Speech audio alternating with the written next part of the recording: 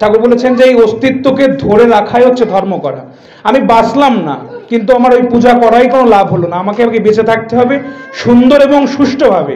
তার জন্য আবার আমাকে যেই কাজগুলো করতে হবে, আমি স্বস্তায়নী পালন করছি, নিরামিষ খাচ্ছি, আমি সুস্থ থাকার জন্য আমিষ পরিত্যাগ করছি, এই যে আমার অস্তিত্বকে সুন্দরভাবে বাঁচায় রাখার জন্য যা যা করতেছি, এগুলি হচ্ছে আমাদের ধর্ম করা। আর এই রোগ ব্যাধি, দাদু যেটা আমাকে বললো যে আমি কিছুদিন থেকেই বা আমার ক্যান্সারের দিকে আমি গবেষণাগুলো করি, তো সেই জায়গা থেকে এই বর্তমান সময়ে রোগ ব্যাধি একটা মারাত্মক রকমের আকার ধারণ করেছে। তার একমাত্র কারণই হচ্ছে আমাদের খাদ্যাভ্যাস, আমাদের পরিবেশগত কারণ, আমরা সঠিকভাবে সদাচারী নই। এই কারণগুলো ঠাকুর যেমন যজন যাজন ইষ্টভৃতি স্বস্তায়নী সদাচার, এতে সদাচার পালন করছি না। এই সদাচারী না হওয়ার কারণে যখন আজকে আমরা যখন করোনার সময় দেখেছি যে আমরা হাত ধুয়ে বাড়িতে ঢুকতে হয়, মাস্ক পরে বাড়িতে ঢুকতে হয়, বা বাইরে যেতে হয়, অন্যের খাবার, অন্যের জামা কাপড় কোনো কিছু স্পর্শ করা যায় না। ঠাকুর কিন্তু আজ থেকে ওই গণ্ডগ্রাম হিমায়তপুরে 137 বছর আগে এই নির্দেশে আমাদেরকে দিয়েছিলেন যে তোমরা সদাচারী হও, সদাচার পালন করো, শিকনি ফেলে হাতটা ধুয়ে খাওয়া। এই যে সদাচারী হওয়া, এই হওয়াগুলো আমাদেরকে, আমরা যদি আগে থেকে এরকম সদাচারী হতাম তাহলে কিন্তু করোনার সময় এসে নতুন করে শিখতে হতো না যে হাত ধুয়ে আমাদের খাবার খেতে হয়, হাত হ্যান্ডশেক করা যায় না, অন্যের জামাকাপড় ব্যবহার করা যায় না। ঠাকুর কিন্তু আমাদের শিখিয়েছেন যে অন্যের জামাকাপড় ব্যবহার করা যায় না, অন্যের বিছানায় ঘুমানো যায় না, অন্যের গামছা ব্যবহার করা যায় না। আমাদেরকে এই বিষয়গুলো তিনি যখন শেখালেন, সেই বিষয়গুলো আমাদেরকে শিখতে হবে। এবং এগুলোর পাশাপাশি আমরা যেমন দেখি যে নাম করার যে শক্তির কথা বলা হয়, এবং রোগ ব্যাধি আমাদের আসছে তার কারণই হচ্ছে এই পরিবেশগত কারণ, খাদ্যাভ্যাসের উপরে। আমরা জানি যে আমরা যখন মাঠে চাষ হয় তার মধ্যে সার, কীটনাশক ইত্যাদি ইত্যাদি অনেক জিনিসপত্র দিচ্ছি। আমাদের ক্যান্সার হওয়ার মূল কারণই হচ্ছে বর্তমান সময়ে এই সার, কীটনাশক ইত্যাদি ইত্যাদি খাওয়া। এগুলো যখন আমি খাচ্ছি, আমার বডি তখন সেই কাজগুলো ঠিকমতো প্রসেস করতে পারতেছে না, যার কারণে আমার সেই ক্যান্সার তৈরি হচ্ছে। আমরা তো ওইগুলো ওইগুলো এখন বর্জন করা আসলে সম্ভব না, কিন্তু এই রোগ ব্যাধি নিরাময় করা সম্ভব, তা বিধান শ্রী ঠাকুর দিয়ে গিয়েছেন। আমার কাছে মনে হয় না যখন ঠাকুরের এই গ্রন্থাবলী যখন একটু পড়ি, বা এগুলো আসলে সবার দ্বারা বোঝাও একটু কষ্টকর। আমরা যেহেতু বিজ্ঞানের ছাত্র এবং এইগুলোর ভেতরে থাকি, যার কারণে কিছু জিনিস, কয়েকটা শব্দ বা কয়েকটা বাণী যখন পড়ি বা কথা পড়ি, তখন রিলেট করতে পারি যে আমার বিজ্ঞানের সাথে, আধুনিক দিনের সাথে এই জিনিসগুলো ঠাকুর কি বলে গিয়েছেন। তখনই নিজের অজান্তেই মনে হয় যে কোন মানুষের, আমি তখন মানুষই বলি, কারণ এই ভগবান বলা ইত্যাদি বলায় অনেক বিভেদ, অনেক কিছু। এমন একজন মানুষ, যেই মানুষ মরা মানুষকে কিভাবে জ্যান্ত করে তোলা যায়, তেমন বিধান ওই মানুষ তার গ্রন্থে দিয়ে গিয়েছে।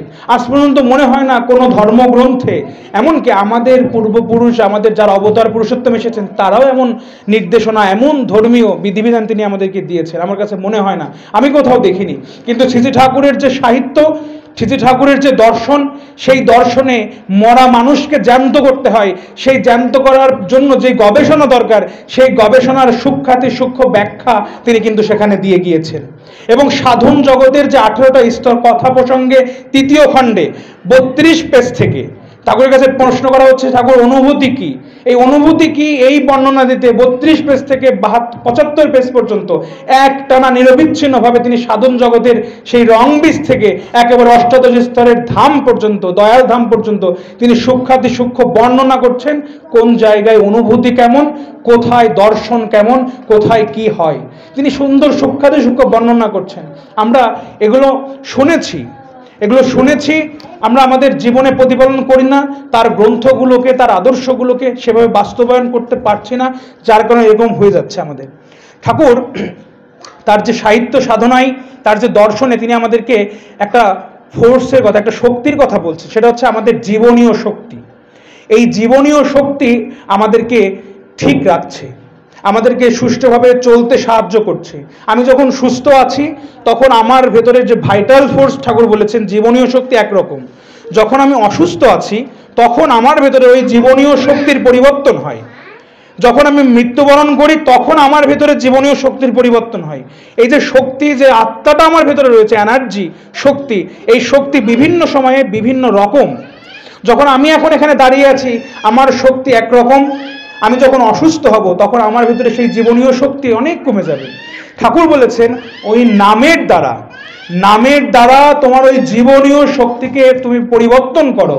ওই অসুস্থ জীবনীয় শক্তি থেকে তুমি এই সুস্থ জীবনীয় শক্তিতে পরিবর্তন করো। কিভাবে হয় নাম করলে?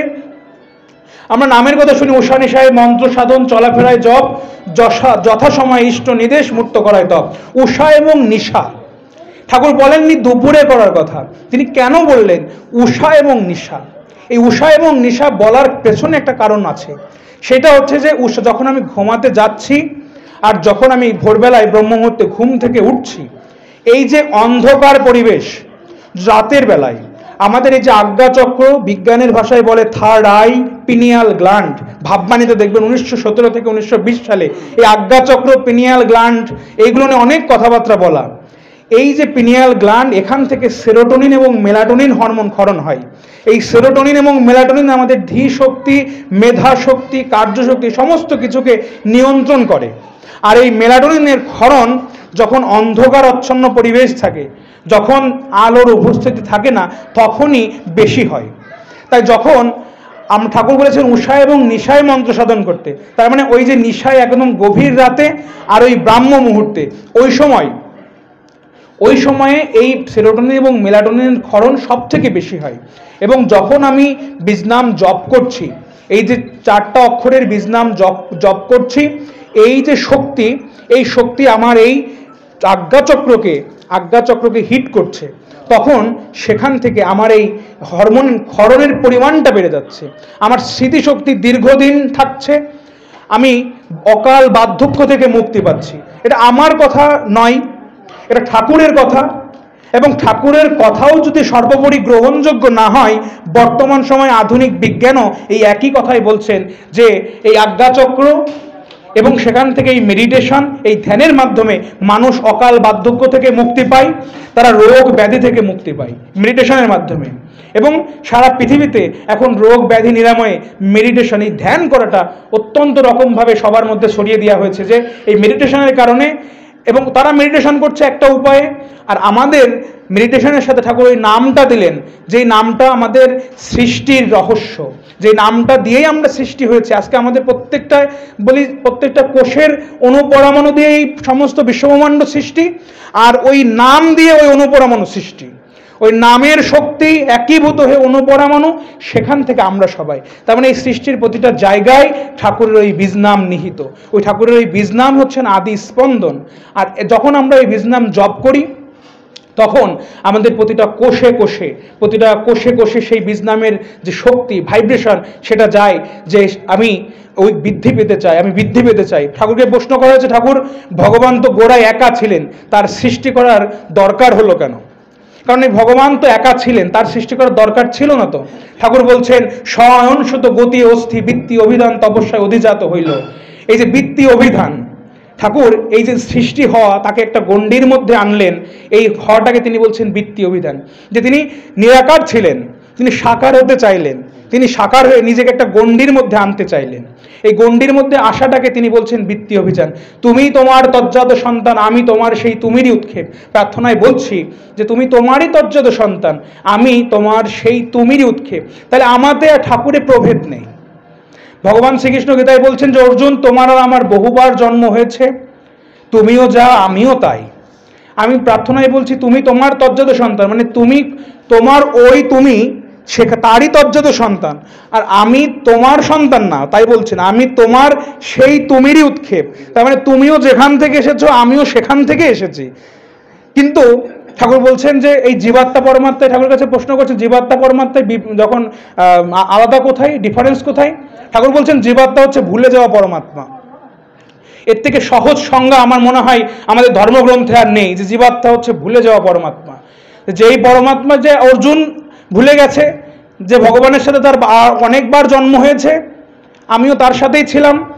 সচী মাতা যেমন ভুলে গেছেন আমি বারবার ওই ভগবানের মাতা হয়ে জন্মগ্রহণ করেছি। এই একবার না, আগেও যশোদা রূপে জন্ম ছিলাম, এবার সচী হয়েছি, এরপরে আবার মাতা মনমোহিনী হব। তিনি জানেন না, কিন্তু যিনি জানেন তিনিই সেই জন। তাই আমরাও বারবার জন্মগ্রহণ করেছি, এই পরমাত্মার অংশ আমরাও। তাই আমরা ভুলে যাই যে আমরা সেই পরমাত্মার অংশ। আমরা একটা প্রবৃত্তির মধ্যে কমপ্লেক্স অবসেশন, এই প্রবৃত্তির মধ্যে গণ্ডীভূত হয়ে আমরা ভুলে যাই যে আমাদের করণীয় কি। আর এই ভুলে যাওয়াকে বারবার মনে করিয়ে দেওয়ার জন্যই পরম পুরুষ জগতের বুকে অবতীর্ণ হন, যেন এই বাঁচা বাড়ার যে লক্ষ্য, বাঁচা বাড়ার যে উদ্দেশ্য, এটা আমাদের জীবনে প্রতিপালন করতে পারি, আমরা সুস্থ সুন্দরভাবে বেঁচে থাকতে পারি এবং সামগ্রিকভাবে বেঁচে থাকতে পারি। আর সেটাই হবে সত্য যুগ। ঠাকুরের কাছে প্রশ্ন করা হচ্ছে, ঠাকুর যে কলিযুগ, কল্কি অবতার ইত্যাদি ইত্যাদি অনেক কথা, সত্যযুগ হবে, মহাপ্রলয় হবে, পৃথিবী ধ্বংস হয়ে যাবে ইত্যাদি ইত্যাদি। ঠাকুর স্বীকার করেননি যে পৃথিবী ধ্বংস হয়ে যাবে। তিনি বলেছেন কল্কি শব্দের অর্থ উদ্গতি পরায়ণ যিনি। ওই উদ্গতি পরায়ণ যিনি, ওই জীবন বর্ধনের মূর্ত প্রতীক যখন জগতের বুকে আবির্ভূত হবেন, সামগ্রিকভাবে তাকে ধারণ পালন পোষণের মধ্য দিয়ে আমরা একীভূত হয়ে সেই মহাপ্রলয় হয়ে আমরা বাঁচা বাড়ার পথে প্রগতিশীল হব, বাঁচা বাড়ার পথে দিগদারী হব, তখনই আবারও সত্যযুগ তৈরি হবে। তাই মহাপ্রলয় হওয়া ইত্যাদি ইত্যাদি কোনো ব্যাপার না। আমরা চাই যে বাঁচা বাড়ার পথে যে ঠাকুরের আদর্শকে গ্রহণ করে আমরা যেন যেতে পারি। তাই এই নামের যে মাহাত্ম্য, আসলে দেখতে গেলে বিজ্ঞানের ভাষায় নামের প্রচণ্ড রকম মাহাত্ম্য, এবং ঠাকুরের যে বীজ নাম, এগুলো বলতে গেলে আসলে শেষ করা সম্ভব নয়, এবং সেগুলো আমাদের জন্য ধারণ করাও খুব কষ্টকর যে আসলে এই নামের মাহাত্ম্যটা কোথায়। কারণ ঠাকুর যে নামটা দিয়েছেন, কারণ এগুলো আমাদের একটু জানাও প্রয়োজন যে এই যে রাধা, এই রাধা নামে পাগল হওয়া কেন। আমরা জানি যে বিজ্ঞান প্রমাণ করেছেন যে বিশ্ব ব্রহ্মাণ্ডের শব্দ ওম, এটা কিন্তু বিজ্ঞানের প্রমাণিত যে বিশ্ব ব্রহ্মাণ্ডে ওম ওম ওম ওম এভাবে শব্দ হচ্ছে। আর ঠাকুর আমাদেরকে রাধা নাম দিলেন। ঠাকুর বলছেন যে এই বিশ্ব ব্রহ্মাণ্ডের ওই ওমেরও আগে ওম তো প্রথম ঘনীভূত শব্দ, আর এই রাধা কোনো শব্দ না, রাধার কোনো উচ্চারণ হয় না। আমরা রাধা বলছি, কিন্তু রাধা বলে কোনো শব্দ নেই, রাধার উচ্চারণ হয় না, রাধা বলে কোনো শব্দ নেই। এই রাধা হচ্ছে কম্পন। ওই কম্পনকে যখন ম্যাটেরিয়ালাইজ করি, কম্পনকে যখন একটা শাব্দিক একটা রূপ দিতে চাই, তখন সেটা হয়তোবা রাধা ফর্ম করে। তাই ঠাকুর বলছেন যে বিশ্ব ব্রহ্মাণ্ডের আদিতে এই র র র র ধ্বনি উচ্চারিত হচ্ছে। আর এই র রর কম্পন ছোটবেলায় পড়েছি স্বরবর্ণ ব্যঞ্জনবর্ণ, যে র বললে অ বললে ভোকাল কর্ডে এই স্বরযন্ত্রে কেমন ভাইব্রেশন হয়, র বললে কেমন হয়, এগুলো আমরা ছোটবেলায় শিখিয়েছি, এখন হয়তো শেখায় না। এই রর ভাইব্রেশন যখন হয়, আপনি যখন বারবার করে র র র র বলছেন, দেখবেন সেটা রাধা রাধা রাধা রাধা রাধায় পর্যবসিত হচ্ছে। তাই রাধা হচ্ছে সৃষ্টির আদি ভাইব্রেশন। আজকে রাধার অনেক কাহিনী, কিন্তু রাধা হচ্ছে ওই সৃষ্টির আদি ভাইব্রেশন, যেখান থেকে আজকে আমরা সৃষ্টি হয়েছি। এবং শ্রী ঠাকুর সেই রাধার অন্তর্মুখী এবং বহির্মুখী সাধনা আমাদেরকে দিলেন। সেটা জপ করার মধ্য দিয়ে আমাদের প্রত্যেকটা কোষ, ঠাকুরের আমরা যে দেখি যে ঠাকুর বাথরুমে গিয়েছেন, একটি তেলাপোকা মরে পড়ে আছে, ঠাকুর তার দিকে এক অপলক দৃষ্টিতে থেকে কিছুক্ষণ নাম করলেন, ওই তেলাপোকাটা জীবন্ত হয়ে উঠল। এবার এটা আমাদের কাছে মনে হবে যে একটা কাল্পনিক, ঠাকুর তো তাই হয়েছে, ঠাকুর তো তাই হয়েছে। আমাদের কাছে বলে ঠাকুর তো তাই তেলাপোকাটা বেঁচে গেছে, ঠাকুর বলে ওকে ভালো করেছে, ঠাকুর না হলে এটা সম্ভব ছিল না। কিন্তু বিজ্ঞানের দৃষ্টিতে এটা প্রমাণিত যে আপনি ওই নাম করে যখন ওই এনার্জিকে একটা জায়গায় আনতে পারবেন। আমরা দেখি ওই যে উত্তল দর্পণ দিয়ে কি করি, যে ওই যে কাগজ সূর্যের আলোয় দিয়ে কাগজের উপর নিয়ে আসি, আগুন ধরে যায়। কেন ধরে? সূর্যের এই যে এত আলো, তাহলে তো সবই পুড়ে যেত, পড়ে না। কি শুধুমাত্র কেন পড়ে? যখন এই যে অনেক আলোরে আমি যখন একটা নির্দিষ্ট বিন্দুতে আনতে পারি, যখন ওই গ্লাস দিয়ে আমি যখন আলোকে একটা বিন্দুতে এনে অনেকক্ষণ ধরে রাখতে পারি, তখন ওই জায়গায় আগুন ধরে যায়। তাই নামের যে মহাশক্তি, চাদর মোড়েতে ধ্যান করো, কেননা ওই যে স্পিরিট শরীর থেকে বের হয়ে যাচ্ছে, ওই স্পিরিটকে তোমার মধ্যে আনো, ওই স্পিরিটকে বাধা দিয়ে একটা জায়গায় আনো, একটা জায়গায় এনে তুমি তোমার ভেতরে এই এনার্জি, আমি নাম করছি খালি গায়ে কিছু নাই, ও এই স্পিরিট তো বের হয়ে যাচ্ছে। কিন্তু মুড়ি দিয়ে সুন্দর করে একটা আটোসাটো পরিবেশে ধ্যান করছি, শক্তি যেটা বডি থেকে নির্গত হচ্ছে আবারও বডিতে রিফ্লেক্ট করে ফিরে আসছে, তখন আমার উপকার হচ্ছে। তাই যখন নাম করে ওই নামের যে শক্তিটা আমার উৎপন্ন হচ্ছে, সেই শক্তিকে যখন আমি একটা জায়গায় ওই দর্পণের মতো যখন আমি প্রতিবিম্ব ফেলাতে পারছি, তখন ওই ভাইটাল ফোর্স, নামের উপরে ভাইটাল ফোর্স তো আর কিছু নেই, ওই নাম দিয়েই সব হয়, তাহলে ওই ভাইটাল ফোর্স তখন ওর যে কোষের মধ্যে যে ওকে জীবন্ত করে তুলছে।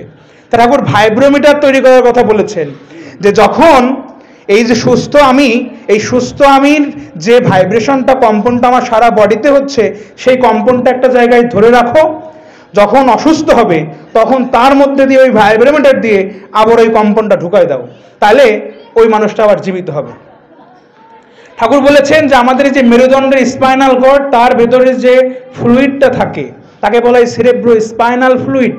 তিনি বলেছেন যে ব্যাঙ নিয়ে গবেষণা করে দেখা যায় যে ওই সুস্থ ব্যাঙের ওই সেরেব্রো স্পাইনাল ফ্লুইডটা নিয়ে একটা মৃত ব্যাঙের, যার এখনো শরীর পচে যায়নি বা কেবলমাত্র মৃত্যুটা হলো স্বাভাবিক মৃত্যু, তাকে তার ওই স্পাইনাল ফ্লুইডটা বের করে ওই সুস্থ ব্যাঙের স্পাইনাল ফ্লুইডটা তার মধ্যে দিয়ে দেখিস তো যে কি হয়।